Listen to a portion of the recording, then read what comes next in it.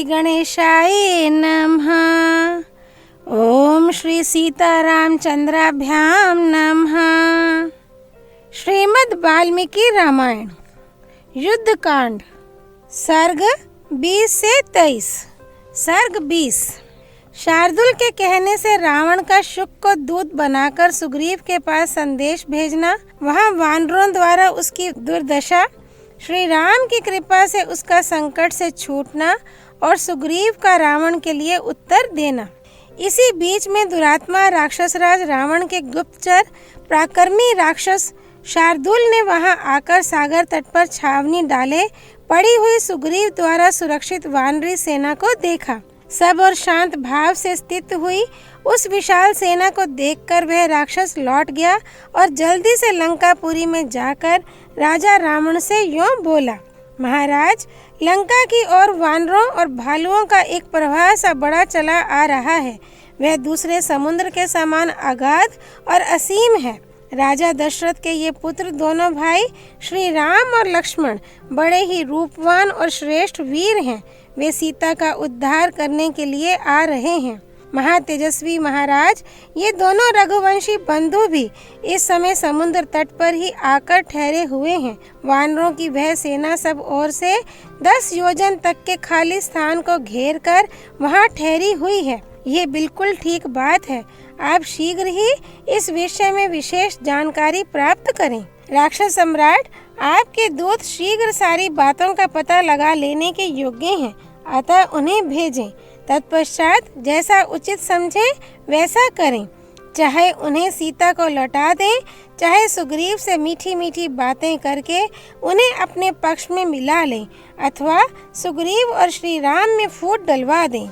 शार्दुल की बात सुनकर राक्षस राज रावण सहसा व्यग्र हो उठा और अपने कर्तव्य का निश्चय करके अर्थवेताओं में श्रेष्ठ शुक नामक राक्षस से यह उत्तम वचन बोला, दूत, तुम मेरे कहने से शीघ्र ही वानरराज सुग्रीव के पास जाओ और मधुर एवं उत्तम वाणी द्वारा निर्भीकता पूर्वक उनसे मेरा यह संदेश कहो। वानरराज, आप वानरों के महाराज के कुल में उत्पन्न हुए हैं, आदरणीय ऋक्षराजा के पुत्र हैं और स्वयं भी बड़े बलवान हैं। मैं आपको अपने भाई के समान समझता हूँ। यदि मुझसे आपका कोई लाभ नहीं हुआ है तो मेरे द्वारा आपकी कोई हानि भी नहीं हुई है। सुग्रीव, यदि मैं बुद्धिमान राजपुत्र राम की स्त्री को हर लाया हूँ तो इसमें आपकी क्या हानि है? अतः आप किष्किंधा को लौट जाइए। हमारी इस लंका में वानर लोग किसी तरह भी नहीं पहुंच सकते। यहाँ देवताओं और गंधर्वों का भी प्रवेश होना असंभव है।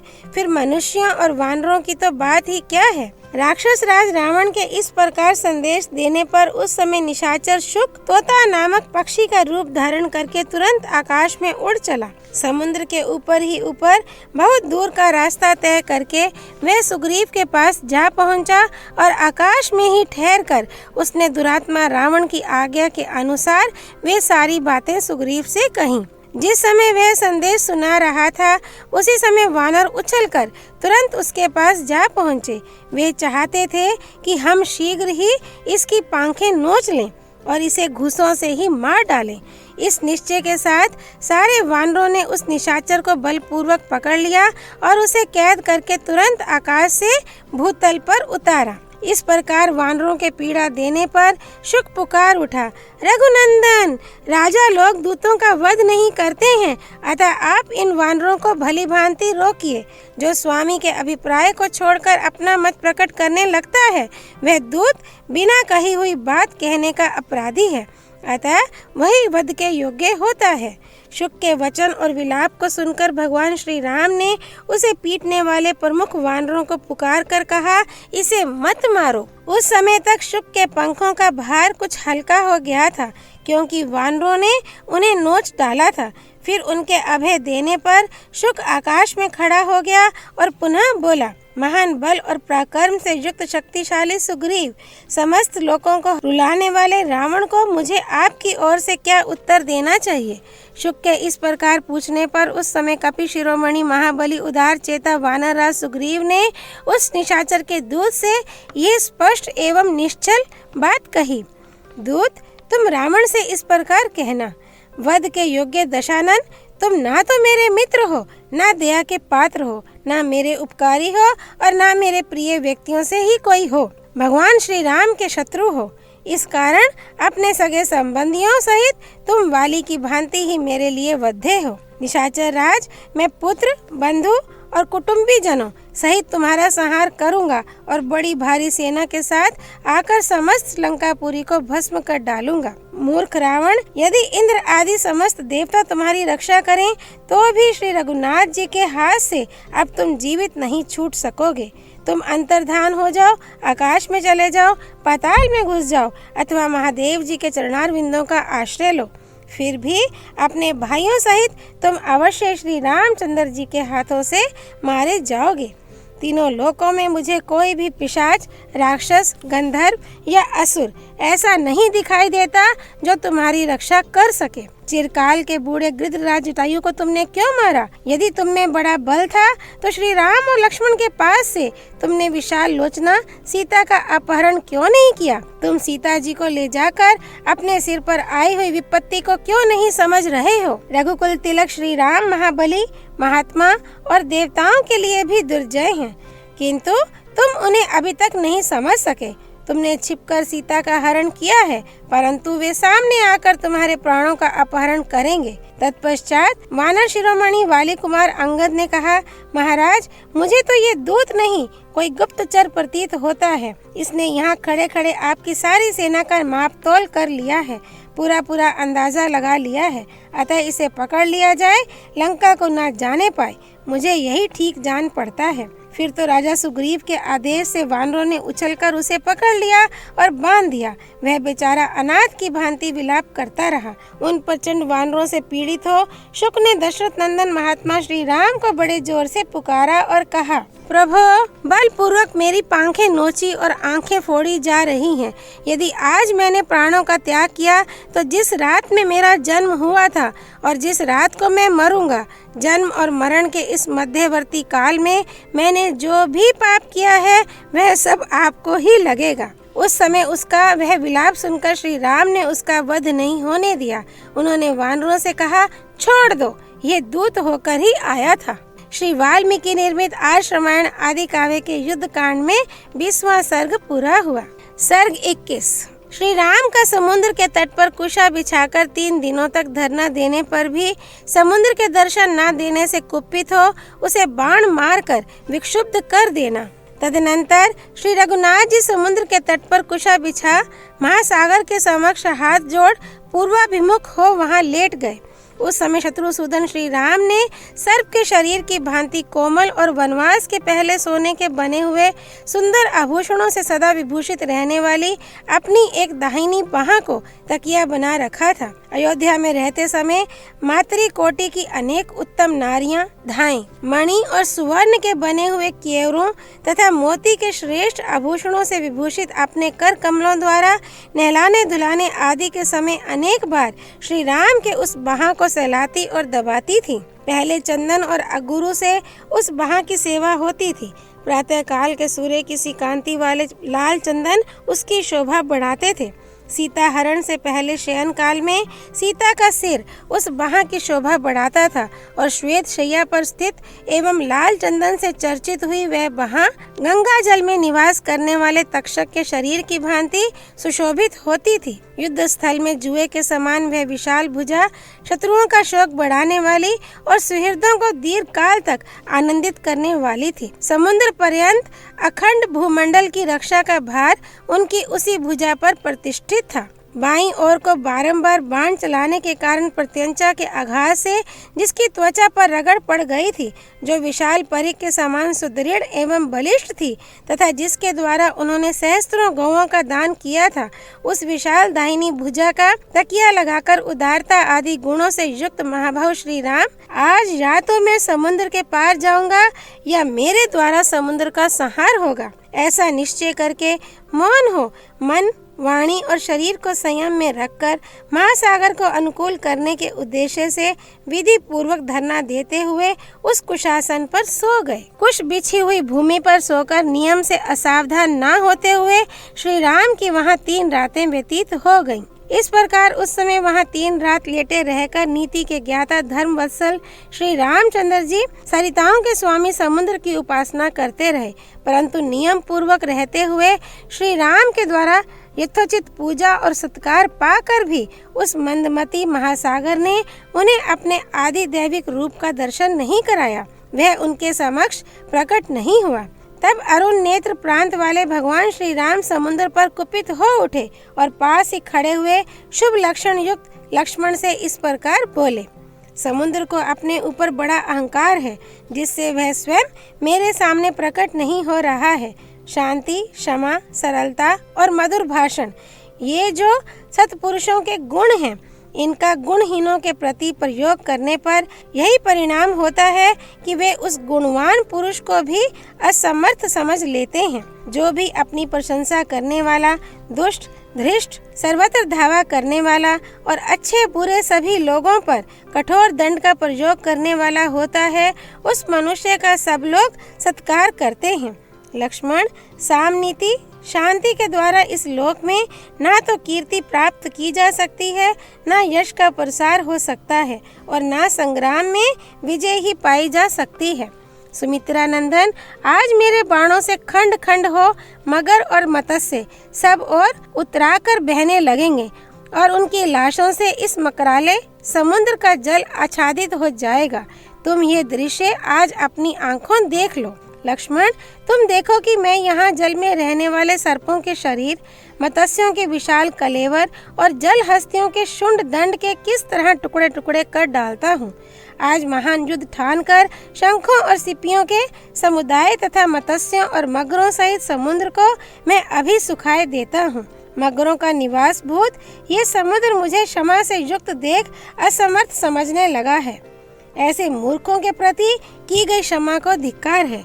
सुमित्रा नंदन, सामनीति का आश्रय लेने से ये समुद्र मेरे सामने अपना रूप नहीं प्रकट कर रहा है, इसलिए धनुष तथा विषधर सर्पों के समान भयंकर बाण ले आओ। मैं समुद्र को सुखा डालूंगा, फिर वानर लोग पैदल ही लंकापुरी को चलें। यद्यपि समुद्र को अक्षोभ्य कहा गया है, फिर भी आज कुपित होकर मैं इसे विक्षुब्ध कर दूंगा।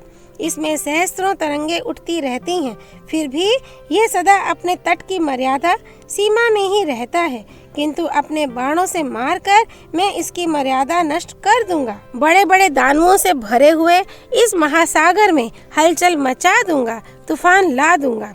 यूं कहकर दुर्धर्ष वीर भगवान श्री राम ने हाथ में धनुष ले लिया। वे क्रोध से आंखें फाड़ फाड़ कर देखने लगे और परले अग्नि के समान प्रज्वलित हो उठे।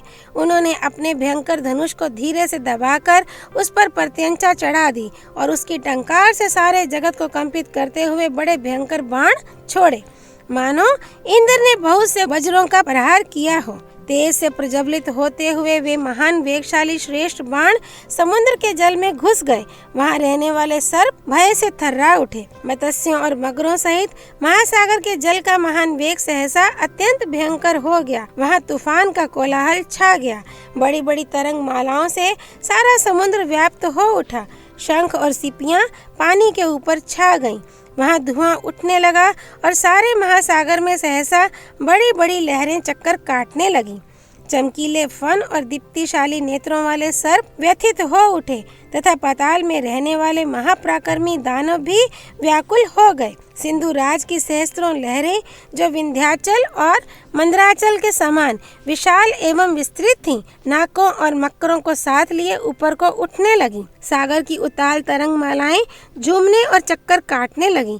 वहां निवास करने वाले नाग और राक्षस घबरा गए। बड़े बड़े ग्रह ऊपर को उछलने लगे तथा वरुण के निवास भूत उस समुद्र में सब और भारी कोलाहल मच गया। तदनंतर श्री रघुनाथ जी रोज से लंबी सांस लेते हुए अपने भयंकर वेगशाली अनुपम धनुष को पुनः खींचने लगे। ये देख सुमित्रा कुमार लक्ष्मण उछलकर उनके पास जा पहुँचे और बस बस अब नहीं ऐसा कहते हुए उन्होंने उनका धनुष पकड़ लिया। फिर वे बोले, भैया आप वीर शिरोमणि हैं, इस समुद्र को नष्ट किए बिना भी आपका कार्य संपन्न हो जाएगा।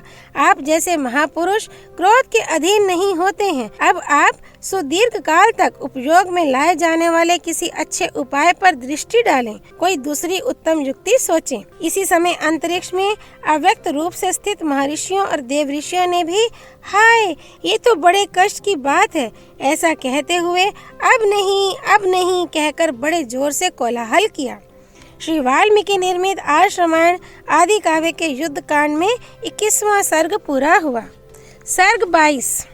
समुद्र की सलाह के अनुसार नल के द्वारा सागर पर 100 योजन लंबे पुल का निर्माण तथा उसके द्वारा श्री राम आदि सहित वानर सेना का उस पार पहुंचकर पड़ाव डालना। तब रघुकुल तिलक श्री राम ने समुद्र से कठोर शब्दों में कहा, महासागर, आज मैं पताल सहित तुझे सुखा डालूंगा। सागर, मेरे बाणों से तुम्हारी सारी जल राशि दग्ध हो जाएगी, तू सूख जाएगा और तेरे भीतर रहने वाले सब जीव नष्ट हो जाएंगे। उस दशा में तेरे यहाँ जल के स्थान में विशाल बालुका राशि पैदा हो जाएगी। समुद्र, मेरे धनुष द्वारा की गई बाण वर्षा से जब तेरी ऐसी दशा हो जाएगी, तब वानर लोग पैदल ही चलकर तेरे उस पार पहुँच जाएंगे। दानवों के निवास स्थान तू केवल चारों ओर से बहकर आई हुई जल राशि का संग्रह करता है। तुझे मेरे बल और पराक्रम का पता नहीं है, किंतु याद रख, इस उपेक्षा के कारण तुझे मुझसे भारी संताप प्राप्त होगा। यूं कहकर महाबली श्री राम ने एक ब्रह्मदंड के समान भयंकर बाण को ब्रह्मास्त्र से अभिमंत्रित करके अपने श्रेष्ठ धनुष पर चढ़ाकर खींचा। श्री रघुनाथ जी के द्वारा सहसा उस धनुष के खींचे जाते ही पृथ्वी और आकाश मानो फटने लगे और पर्वत डगमगा उठे। सारे संसार में अंधकार छा गया, किसी को दिशाओं का ज्ञान ना रहा। सरिताओं और सरोवरों में तत्काल हलचल पैदा हो गई। चंद्रमा और सूर्य नक्षत्रों के साथ तिर्यक गति से चलने लगे। सूर्य की किरणों से प्रकाशित होने पर भी आकाश में अंधकार छा गया। उस समय आकाश में सैकड़ों उल्काएं प्रज्वलित होकर उसे प्रकाशित करने लगीं तथा अंतरिक्ष से अनुपम एवं भारी गड़गड़ाहट के साथ वज्रपात होने लगे। परिवह आदि वायु भेदों का समूह बड़े वेग से बहने लगा। वह मेघों की घटा को उड़ाता हुआ बारंबार वृक्षों को तोड़ने, बड़े बड़े पर्वतों से टकराने और उनके शिखरों को खंडित करके गिराने लगा। आकाश में महान वेगशाली विशाल वज्र भारी गड़गड़ाहट के साथ टकराकर उस समय वैद्युत अग्नि की वर्षा करने लगे। जो प्राणी दिखाई दे रहे थे और जो नहीं दिखाई देते थे, वे सब बिजली की कड़क के समान भयंकर शब्द करने लगे। उनमें से कितने ही अभिभूत होकर धराशायी हो गए, कितने ही भयभीत और उद्विग्न हो उठे। कोई व्यथा से व्याकुल हो गए और कितने ही भय के मारे जड़वत हो गए। समुद्र अपने भीतर रहने वाले प्राणियों, तरंगों, सर्पों और राक्षसों सहित सहसा भयानक वेग से युक्त हो गया और प्रलय काल के बिना ही तीव्र गति से अपनी मर्यादा लांघकर एक एक योजन आगे बढ़ गया। इस प्रकार नदों और नदियों के स्वामी उस उद्दत समुद्र के मर्यादा लांघकर बढ़ जाने पर भी शत्रुसूदन श्री रामचंद्र जी अपने स्थान से पीछे नहीं हटे। तब समुद्र के बीच से सागर स्वयं मूर्तिमान होकर प्रकट हुआ, मानो महाशैल मेरु पर्वत के अंगभूत उद्याचल से सूर्यदेव उदित हुए हों। चमकीले मुख वाले सर्पों के साथ समुद्र का दर्शन हुआ। उसका वर्ण स्निग्ध वैदुर्य मणि के समान श्याम था। उसने जाम्बूनद नामक स्वर्ण के बने हुए आभूषण पहन रखे थे। लाल रंग के फूलों की माला तथा लाल ही वस्त्र धारण किए थे। उसके नेत्र प्रफुल्ल कमल दल के समान सुंदर थे। उसने सिर पर एक दिव्य पुष्प माला धारण कर रखी थी, जो सब प्रकार के फूलों से बनाई गई थी। सुवर्ण और तपे हुए कांचन के आभूषण उसकी शोभा बढ़ाते थे। वह अपने ही भीतर उत्पन्न हुए रत्नों के उत्तम आभूषणों से विभूषित था, इसीलिए नाना प्रकार के धातुओं से अलंकृत हिमवान पर्वत के समान शोभा पाता था। वह अपने विशाल वक्षस्थल पर कौस्तुभ मणि के सहोदर सदृश एक श्वेत प्रभा से युक्त मुख्य रतन धारण किए हुए था, जो मोतियों की इकहरी माला के मध्य भाग में प्रकाशित हो रहा था। चंचल तरंगे उसे घेरे हुए थीं। मेघमाला और वायु से वह व्याप्त था तथा गंगा और सिंधु आदि नदियां उसे सब ओर से घेर कर खड़ी थीं। उसके भीतर बड़े बड़े ग्रह उद्भ्रांत हो रहे थे। नाग और राक्षस घबराए हुए थे। देवताओं के समान सुंदर रूप धारण करके आई हुई विभिन्न रूप वाली नदियों के साथ शक्तिशाली नदीपति समुद्र ने निकट आकर पहले धनुर्धर श्री रघुनाथ जी को संबोधित किया और फिर हाथ जोड़कर कहा, सौम्य रघुनंदन, पृथ्वी, वायु, आकाश, जल और तेज ये सर्वदा अपने स्वभाव में स्थित रहते हैं। अपने सनातन मार्ग को कभी नहीं छोड़ते, सदा उसी के आश्रित रहते हैं। मेरा भी ये स्वभाव ही है जो मैं अगाध और अथाह हूँ। कोई मेरे पार नहीं जा सकता। यदि मेरी थाह मिल जाए तो यह विकार मेरे स्वभाव का व्यतिक्रम ही होगा। इसलिए मैं आपसे पार होने का यह उपाय बताता हूँ। राजकुमार, मैं मगर और नाग आदि से भरे हुए अपने जल को किसी कामना से, लोभ से अथवा भय से किसी तरह स्तंभित नहीं होने दूंगा। श्री राम, मैं ऐसा उपाय बताऊंगा जिससे आप मेरे पार चले जाएंगे। ग्रह वानरों को कष्ट नहीं देंगे। सारी सेना पार उतर जाएगी और मुझे भी खेद नहीं होगा। मैं आसानी से सब कुछ सह लूंगा। वानरों के पार जाने के लिए जिस प्रकार पुल बन जाए वैसा प्रयत्न मैं करूंगा। तब श्री रामचंद्र जी ने उससे कहा, वरुणालय, मेरी बात सुनो। मेरा ये विशाल बाण अमोघ है। बताओ इसे किस स्थान पर छोड़ा जाए। श्री रामचंद्र जी का यह वचन सुनकर और उस महान बाण को देखकर महातेजस्वी महासागर ने रघुनाथ जी से कहा, प्रभो, जैसे जगत में आप सर्वत्र विख्यात एवं पुण्यात्मा हैं, उसी प्रकार मेरे उत्तर की ओर ध्रुमकुल्ले नाम से विख्यात एक बड़ा ही पवित्र देश है। वहाँ आभीर आदि जातियों के बहुत से मनुष्य निवास करते हैं, जिनके रूप और कर्म बड़े ही भयानक हैं। वे सब के सब पापी और लुटेरे हैं। वे लोग मेरा जल पीते हैं। उन पापाचारियों का स्पर्श मुझे प्राप्त होता रहता है। इस पाप को मैं नहीं सह सकता। श्री राम, आप अपने इस उत्तम बाण को वहीं सफल कीजिए। महामना समुद्र का यह वचन सुनकर सागर के दिखाए अनुसार उसी देश में श्री रामचंद्र जी ने वह अत्यंत प्रज्वलित बाण छोड़ दिया। वह वज्र और अश्नि के समान तेजस्वी बाण जिस स्थान पर गिरा था, वह स्थान उस बाण के कारण ही पृथ्वी में दुर्गम मरुभूमि के नाम से प्रसिद्ध हुआ। उस बाण से पीड़ित होकर उस समय वसुधा आर्तनाद कर उठी। उसकी चोट से जो छेद हुआ उसमें होकर रसातल का जल ऊपर को उछलने लगा। वह छिद्र कुएं के समान हो गया और व्रण के नाम से प्रसिद्ध हुआ। उस कुएं से सदा निकलता हुआ जल समुद्र के जल की भांति ही दिखाई देता है। उस समय वहां भूमि के विदीर्ण होने का भयंकर शब्द सुनाई पड़ा। उस बाण को गिराकर वहां के भूतल की कुक्षी में, तालाब, पोखरे आदि में वर्तमान जल को श्री राम ने सुखा दिया।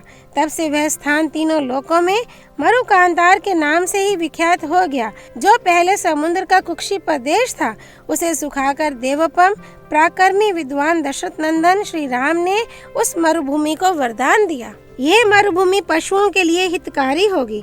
यहाँ रोग कम होंगे। ये भूमि फल, मूल और रसों से संपन्न होगी। यहाँ घी आदि चिकने पदार्थ अधिक सुलभ होंगे। दूध की भी बहुतायत होगी। यहाँ सुगंध छाई रहेगी और अनेक प्रकार की औषधियाँ उत्पन्न होंगी। इस प्रकार भगवान श्री राम के वरदान से वह मरु प्रदेश इस तरह के बहुसंख्यक गुणों से संपन्न हो सबके लिए मंगलकारी मार्ग बन गया। उस कुक्षी स्थान के दग्ध हो जाने पर सरिताओं के स्वामी समुद्र ने संपूर्ण शास्त्रों के ज्ञाता श्री रघुनाथ जी से कहा, स्वामी, आपकी सेना में जो ये नल नामक कांतिमान वानर है, साक्षात विश्वकर्मा का पुत्र है। इसे इसके पिता ने ये वर दिया है कि तुम मेरे ही समान समस्त शिल्प कला में निपुण होवोगे। प्रभु, आप भी तो इस विश्व के सृष्टा विश्वकर्मा हैं। इस नल के हृदय में आपके प्रति बड़ा प्रेम है। ये महान उत्साही वानर अपने पिता के समान ही शिल्प कर्म में समर्थ है। अतः ये मेरे ऊपर पुल का निर्माण करे, मैं उस पुल को धारण करूँगा। यूं कहकर समुद्र अदृश्य हो गया। तब वानर श्रेष्ठ नल उठकर महाबली भगवान श्री राम से बोला, प्रभु, मैं पिता की दी हुई शक्ति को पाकर इस विस्तृत समुद्र पर सेतु का निर्माण करूंगा। महासागर ने ठीक कहा है। संसार में पुरुष के लिए अकृतज्ञों के प्रति दंड नीति का प्रयोग ही सबसे बड़ा अर्थ साधक है, ऐसा मेरा विश्वास है। वैसे लोगों के प्रति क्षमा, सांत्वना और दान नीति के प्रयोग को धिक्कार है। इस भयानक समुद्र को राजा सगर के पुत्रों ने ही बढ़ाया है, फिर भी इसने कृतज्ञता से नहीं, दंड के भय से ही सेतु कर्म देखने की इच्छा मन में लाकर श्री रघुनाथ जी को अपनी थाह दी है। मंदराचल पर विश्वकर्मा जी ने मेरी माता को यह वर दिया था कि देवी तुम्हारे गर्भ से मेरे ही समान पुत्र होगा। इस प्रकार मैं विश्वकर्मा का औरस पुत्र हूँ और शिल्प कर्म में उन्हीं के समान हूँ। इस समुद्र ने आज मुझे इन सब बातों का स्मरण दिला दिया है। महासागर ने जो कुछ कहा है ठीक है। मैं बिना पूछे आप लोगों से अपने गुणों को नहीं बता सकता था, इसीलिए अब तक चुप था। मैं महासागर पर पुल बांधने में समर्थ हूँ, अतः सब वानर आज ही पुल बांधने का कार्य आरंभ कर दें। तब भगवान श्री राम के भेजने से लाखों बड़े बड़े वानर हर्ष और उत्साह में भरकर सब और उछलते हुए गए और बड़े बड़े जंगलों में घुस गए। वे पर्वत के समान विशालकाय वानर शिरोमणि पर्वत शिखरों और वृक्षों को तोड़ देते और उन्हें समुद्र तक खींच लाते थे। वे साल, अश्वकर्ण, धव, बांस, कुट्टज, अर्जुन, ताल, तिलक, तिनिश, बेल, चितवन, खिले हुए कनेर, आम और अशोक आदि वृक्षों से समुद्र को पाटने लगे। वे श्रेष्ठ वानर वहाँ के वृक्षों को जड़ से उखाड़ लाते या जड़ के ऊपर से भी तोड़ लाते थे। इंद्रध्वज के समान ऊंचे ऊंचे वृक्षों को उठाए लिए चले आते थे। ताड़ों, अनार की झाड़ियों, नारियल और बहेड़ के वृक्षों, करीर, बकुल तथा नीम को भी इधर उधर से तोड़ तोड़ कर लाने लगे। महाकाय महाबली वानर हाथी के समान बड़ी बड़ी शिलाओं और पर्वतों को उखाड़कर यंत्रों, विभिन्न साधनों द्वारा समुद्र तट पर ले आते थे। शिलाखंडों को फेंकने से समुद्र का जल सहसा आकाश में उठ जाता और फिर वहां से नीचे को गिर जाता था। उन वानरों ने सब और पत्थर गिराकर समुद्र में हलचल मचा दी। कुछ दूसरे वानर 100 योजन लंबा सूत पकड़े हुए थे। नल, नदों और नदियों के स्वामी समुद्र के बीच में महान सेतु का निर्माण कर रहे थे। भयंकर कर्म करने वाले वानरों ने मिलजुल कर उस समय सेतु निर्माण का कार्य आरंभ किया था। कोई नापने के लिए दंड पकड़ते थे तो कोई सामग्री जुटाते थे। श्री रामचंद्र जी की आज्ञा शिरोधार्य करके सैकड़ों वानर जो पर्वतों और मेघों के समान प्रतीत होते थे, वहाँ तिनकों और काष्ठों द्वारा भिन्न भिन्न स्थानों में पुल बांध रहे थे, जिनके अग्रभाग फूलों से लदे थे। ऐसे वृक्षों द्वारा भी वे वानर सेतु बांधते थे। पर्वतों जैसी बड़ी बड़ी चट्टानें और पर्वत शिखर लेकर सब और दौड़ते वानर दानवों के समान दिखाई देते थे। उस समय उस महासागर में फेंकी जाती हुई शिलाओं और गिराए जाते हुए पहाड़ों के गिरने से बड़ा भीषण शब्द हो रहा था। हाथी के समान विशालकाय वानर बड़े उत्साह और तेजी के साथ काम में लगे हुए थे। पहले दिन उन्होंने 14 योजन लंबा पुल बांधा। फिर दूसरे दिन भयंकर शरीर वाले महाबली वानरों ने तेजी से काम करके 20 योजन लंबा पुल बांध दिया। तीसरे दिन शीघ्रता पूर्वक काम में जुटे हुए महाकाय कपियों ने समुद्र में 21 योजन लंबा पुल बांध दिया। चौथे दिन महान वेगशाली और शीघ्रकारी वानरों ने 22 योजन लंबा पुल और बांध दिया तथा पांचवें दिन शीघ्रता करने वाले उन वानर वीरों ने सुवेल पर्वत के निकट तक 23 योजन लंबा पुल बांधा।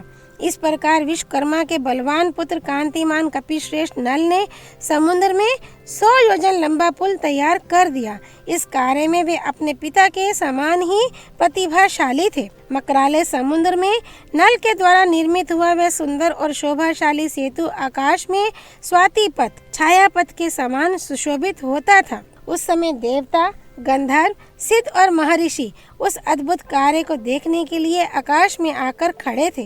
नल के बनाए हुए 100 योजन लंबे और 10 योजन चौड़े उस पुल को देवताओं और गंधर्वों ने देखा, जिसे बनाना बहुत ही कठिन काम था। वानर लोग भी इधर उधर उछल कूद कर गर्जना करते हुए उस अचिंत्य, असह, अद्भुत और रोमांचकारी पुल को देख रहे थे। समस्त प्राणियों ने ही समुद्र में सेतु बांधने का वह कार्य देखा। इस प्रकार उन सहस्त्र कोटि 1 खरब महाबली एवं उत्साही वानरों का दल पुल बांधते बांधते ही समुद्र के उस पार पहुंच गया।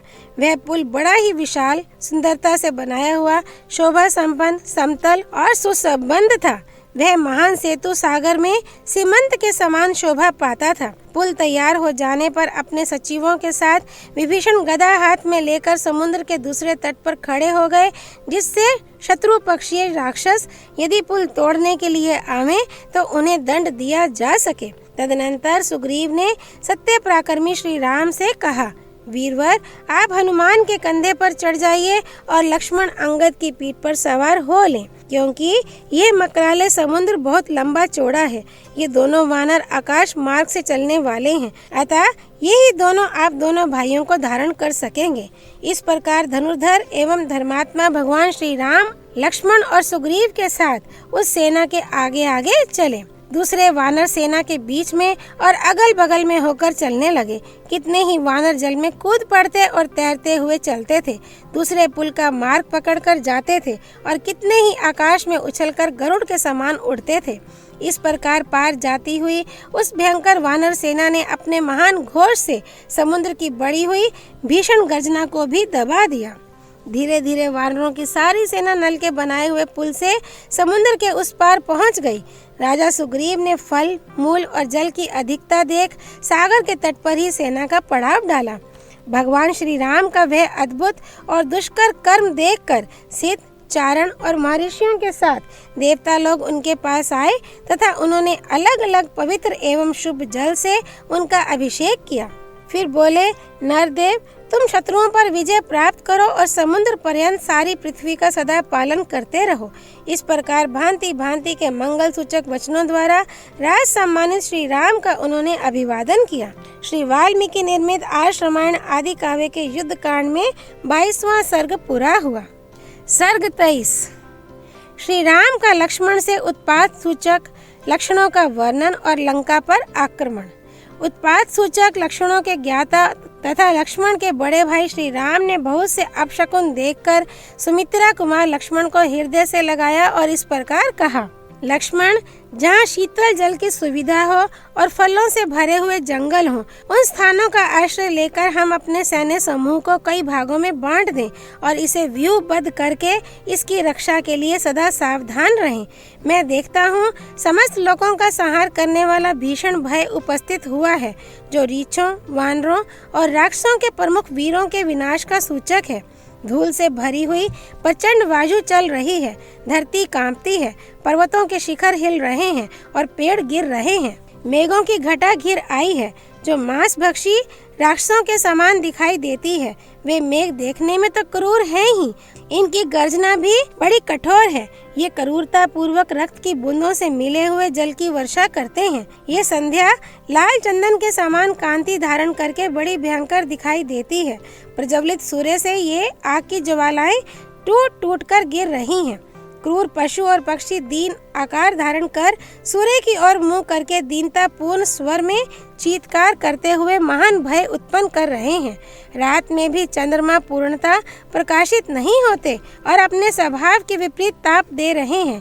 ये काली और लाल किरणों से व्याप्त हो इस तरह उदित हुए हैं मानो जगत के परले का काल आप पहुंचा हो।